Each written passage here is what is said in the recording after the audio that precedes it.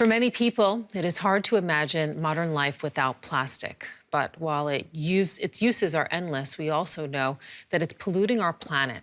That is why delegates from around the world are meeting in Uruguay with their sights set on an internationally binding treaty to help wean the world off of its addiction.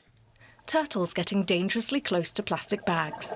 An image that has become symbolic of the world's plastic problem, and one that world leaders are hoping to put to rest. Negotiators from across the globe are meeting this week to work on a legally binding agreement that is hoped will curb plastic pollution, including that found in the ocean.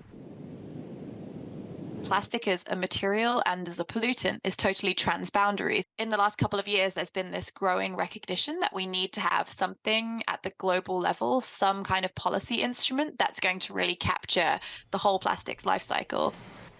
Plastic is an extremely versatile material. It's used to package food, to make fabrics for our clothes, and it's used in our cosmetics and beyond.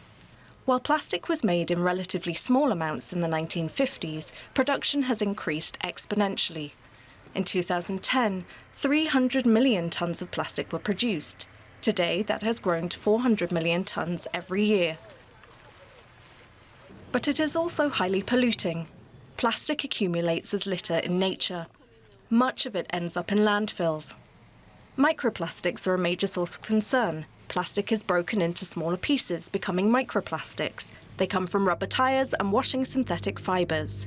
They have been found in the deepest section of the ocean, in animals and even in human blood. Recycling has long been proposed as a solution to plastic pollution. Companies market products on the basis that they're made from recycled plastic or can be recycled, but only around 9% of plastic worldwide is recycled. We're standing in the face of years of failed voluntary commitments. You know, the major multinational companies that set targets for improving recyclability, for reducing the amount of plastic they use. But there's absolutely no accountability to any kind of legal framework. Nations have pledged to reach an agreement on plastic by 2024. Only time will tell whether it will be successful or just more plastic promises. And let's get more with that. We are joined in the studio by Louise Osborne from DW's Environment Desk. You heard her there in that piece. She's joining us now to share a little bit more about this. Why is the world having such a problem turning away from plastic?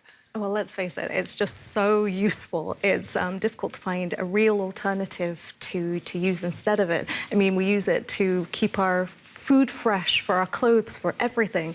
But we really do need to find a way to wean ourselves off it to some degree, because it's a huge contributor to greenhouse gas emissions, for example. It produces 3.4% of global carbon emissions, and that's set to double by 2060. So it's something that we really need to get away from, not only for nature and the way that it looks and everything, but also to meet our climate goals.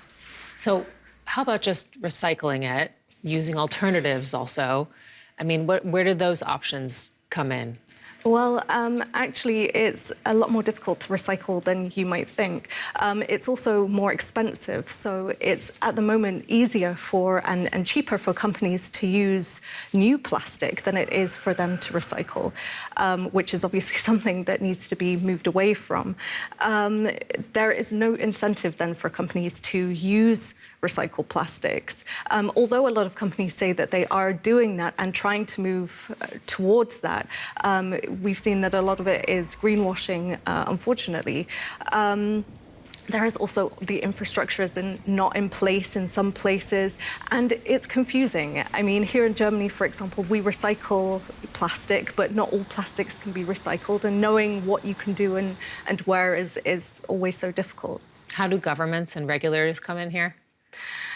So the governments, they could do something like banning plastic altogether. And, in Europe, that has been done to some extent. Single-use plastics have been banned in Europe, for example. But it's not always so easy. They will be talking about whether there is the possibility of banning new plastics, for example, as part of the talks that are taking place. Financing is also going to be an issue, just like with the climate talks. we'll have to look at how, or they will have to look at how developing countries can afford to get rid of their plastic problems and also find other ways to move forwards. But, you know, if these talks go on the way that they're supposed to, an agreement could be as historic as the Paris Climate Agreement, or that's what's being said anyway. Okay, well, that's the hope, certainly for those who care about this issue. Louise Osborne from DW's Environment Desk, thank you so much.